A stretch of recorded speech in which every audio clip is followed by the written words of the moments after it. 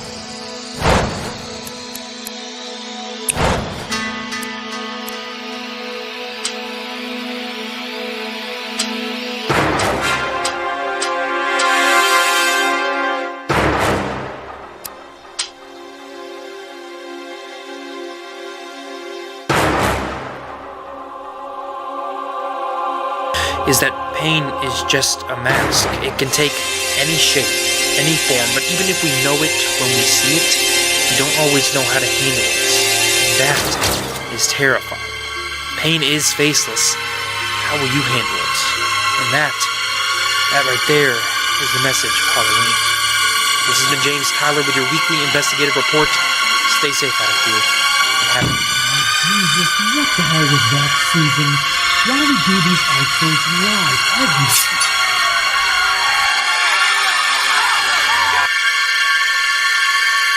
There are a few games out there on the market that are perfect, or nearly there.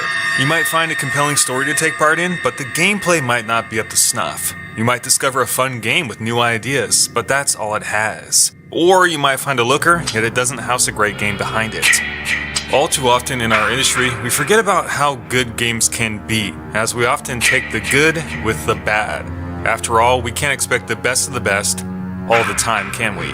But every so often, one game comes around that tells us that we can have the best of stories, with the best gameplay, the most epic world to play in, and everything that comes along with it. All the while dazzling us with stunning views, incredible lighting, and the integrity of holistic art design, true to the era the game is taking place in. And that game is most certainly Red Dead Redemption 2.